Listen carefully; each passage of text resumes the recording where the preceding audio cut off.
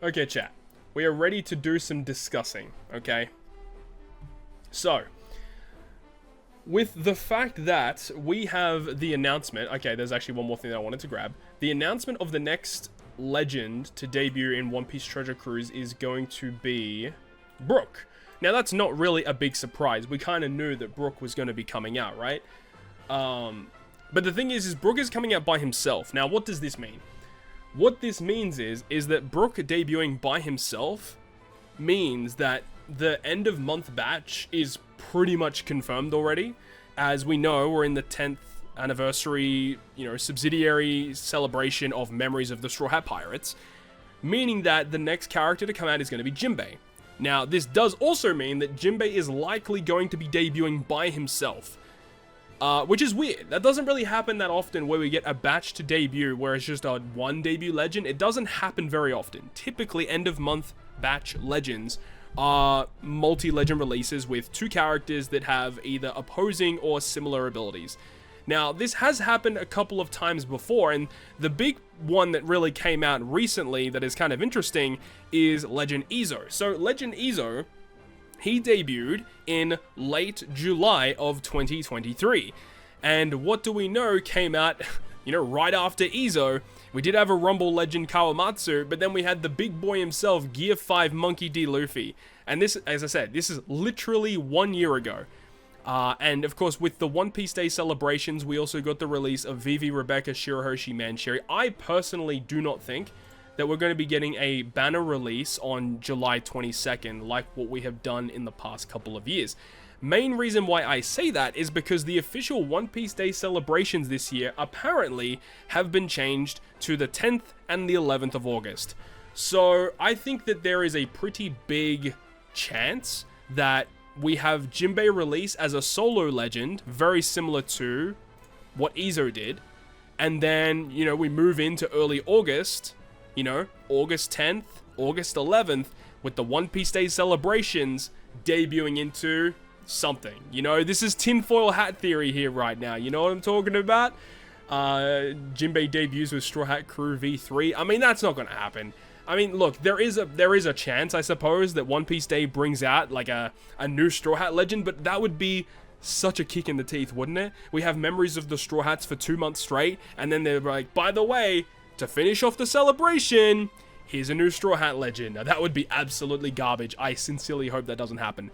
But it's just interesting that they're changing One Piece Day from July 22nd, which is the normal days. Like, this is last year's celebration. Obviously giving more film red stuff, which is interesting either way. But they had it like day 1, July 21st, and then July 22nd, where they like announce a bunch of new One Piece projects that they have working on. Like last year, they announced like that One Piece anime remake that's going to be happening soon. There was One Piece card game information as well. Just a bunch of stuff like that. So, yeah, well, we have to wait and see exactly what they have planned. I mean, and if you look at this, like, this is Gear 5 Luffy, who debuted last year, debuted August 5th, I believe it was. And, of course, they announced on the same day of his release that he'll be super evolving later on, which could definitely happen once again.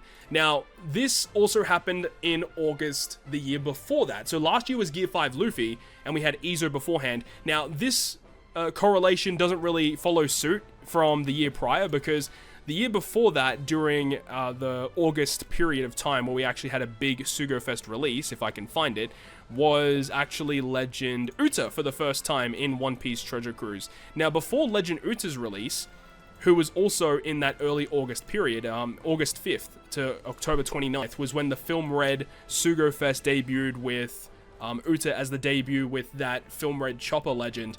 That debuted in early August. The month prior to that, or the week prior to that, we had Strength Ulti and Dex Hiyori. So this was a batch that had 2 legends in it. And then for One Piece Day, we had Zora and Sanji as a summertime unit.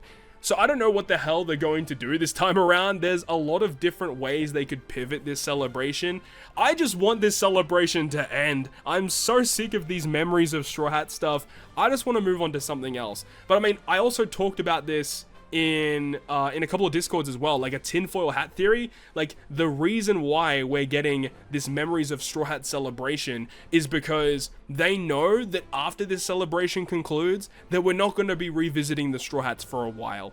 I think that is a pretty big possibility as well, especially with how hype the One Piece anime has been recently. Of course, Divine Departure Shanks is what a lot of people would like to see, albeit we did just have Shanks debut for the 10th anniversary in Treasure Cruise, so I don't think that that's going to be like the #1 character to debut. If there is some big celebration coming, I don't think Divine Departure Shanks will come out just yet. They may hold it for a potential New Year celebration or something else. But, I mean, there are other things that are coming out in the anime soon that definitely deserve some big representation, right? You guys already know what I'm talking about. You guys already know, right? But I don't know. They could really go in a lot of different ways, because if this does end up being a big celebratory event where early August we have a Super Sugo-Fest, they could still progress even further and give us like another, you know, Super Sugo, like a part 1, part 2, part 3, film red structure style Super Sugo, where we have Uta debut first, then we have Shanks, then we have Luffy, and then of course the year after that we had Gear 5 Luffy, which was a really big celebration, and then you had Law and Kid debut alongside Big Mom. Of course, those characters were pretty big, and then you had Magma Kaido. I don't know where they're going with this, but one thing that I do want to bring your attention to that I think is kind of interesting, and ever since this character came out, I've talked about this Blackbeard right here. Now, a lot of this batch, the Blackbeard Pirates batch, they all had effects stating if you had a Kuzan / Aokiji, right? And that'll make sense, because Kuzan is a part of the Blackbeard Pirates right now. But during this celebration, we never got a new Kuzan. And I feel like it would be amazing if we got a new strength Kuzan that was either driven or powerhouse. I feel like it's just, it's put up on a tee. They just got to hit it out of the park, because Kuzan, a strength Kuzan that is driven or powerhouse, would be amazing for a celebration. And we know stuff is happening soon, right? We know stuff is happening soon. Yes, a 6+ Kuzan is quite possible. That is viable. We do know that Hancock is going to be coming for the Kizuna, which would mean that if they're going to do that, they could set up for a 6+ Kuzan in mid/late August, or they could just go out of their way and just say, hey, by the way, there's just a new 6+. They could also do that as well. Which Kuzan would even get a 6+ though? That is a good question. I mean, it has to be this one, right? The V3 Kuzan. This Kuzan's really not that great, to be honest. And if they're going to change him, they're going to make him work with Blackbeard. They just have to. I just don't think that's a viable choice, to be honest. But who knows, right? There's just a lot of different options that they could go down. I mean, they could just go random left field stuff. Like, it doesn't even have to be about the recent One Piece anime. They could just go back and do an old arc that doesn't get a lot of representation. I mean, heck, make a new Skypiea celebration, a new NL legend or something like that. That would be cool with me. Or if they went and made a new Dressrosa celebration or another Marineford celebration, that would be kind of interesting as well. I'm not really too sure. But we gotta wait and see, because I just feel like the evidence with One Piece Day being pushed to August, the fact that Jinbei is likely going to be debuting as an end-of-month legend by himself, unless if they somehow put Jinbei on some random banner by himself, and then the end-of-month batch is something else, that could also be possible, but I just don't see where they would inject Jinbei after Brook if it's not One Piece Day, which doesn't make sense for One Piece Day just to randomly tie in to the Memories of Straw Hats with Jinbei. Jinbei has to be the end-of-month batch. Unless if they somehow make him a Rumble legend next month, that would also be weird, because technically the celebration of Memories of Straw Hats wouldn't be concluded, but we have like an end of month batch that isn't Memories of Straw Hats. I don't know. It's confusing as all hell.